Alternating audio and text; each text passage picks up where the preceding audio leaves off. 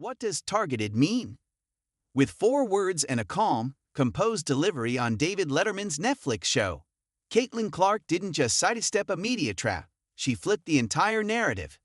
And that was just one moment in an episode packed with charm, humor, authenticity, and a whole lot of swagger.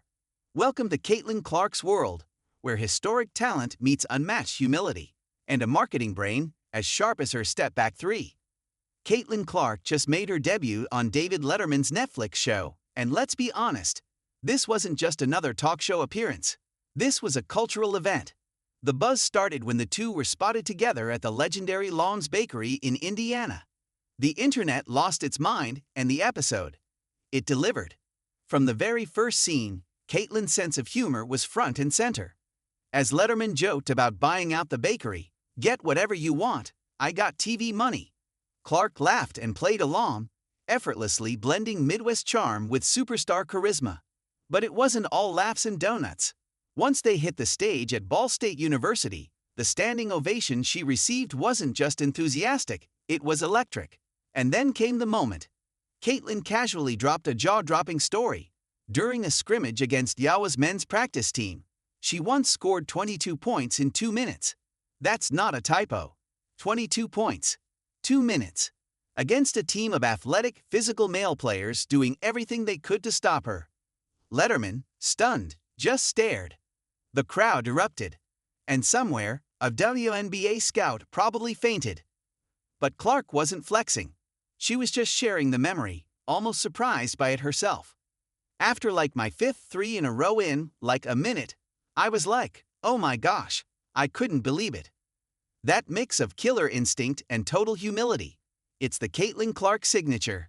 As the interview unfolded, we got a deeper look into her backstory.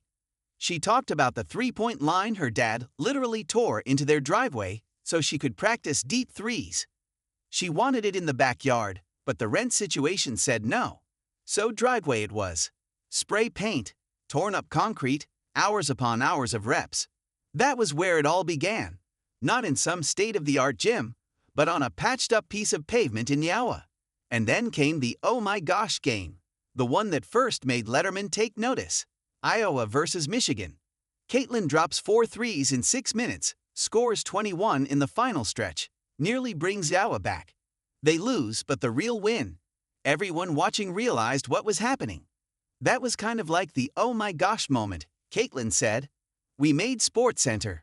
That was everything to me." From that moment on, Clark's rise has been meteoric. She's appeared with Taylor Swift, crushed interviews on the Kelsey Brothers podcast, and made Eli Manning laugh. But her sit-down with Letterman hit different. It wasn't just about the highlight reels. It was about the human behind the headlines.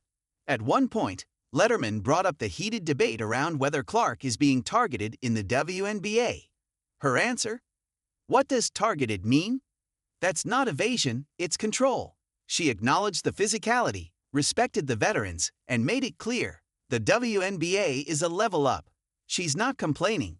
She's competing. And when Letterman jokingly asked for a high five after a well-timed zinger, Clark pulled back. "I'm your opponent." It wasn't rude. It was locked in. That's who she is. Fierce, focused, but always grounded. She opened up about managing her emotions too. Coach Lisa Bluter, she said, always knew when to let her express herself and when to rein her in. And then came the softer side, when Bluter said Caitlin gives the best hugs. Genuine, full-hearted, head-on-the-shoulder type hugs. The audience melted. When asked what she studied in college, Clark smirked and said marketing, and clearly, it paid off. During her college years alone, she pulled in over $3 million in NIL deals. Nike, Wilson, State Farm, Gatorade, and even her own cereal brand. This isn't just athletic brilliance, it's business genius. And that Long's Bakery segment? It wasn't just fun, it was strategic. It reinforced Clark's Midwestern roots, her connection to Indiana, and her down-to-earth personality. She's building a brand as relatable as it is dominant. Let's be real.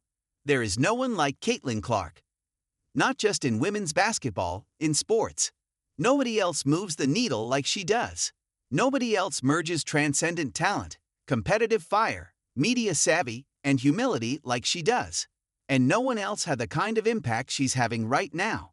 Her presence is boosting WNBA viewership by over 50%, shattering jersey sales records, and drawing in audiences who've never watched women's hoops before. But through it all, Caitlin Clark remains Caitlin Clark.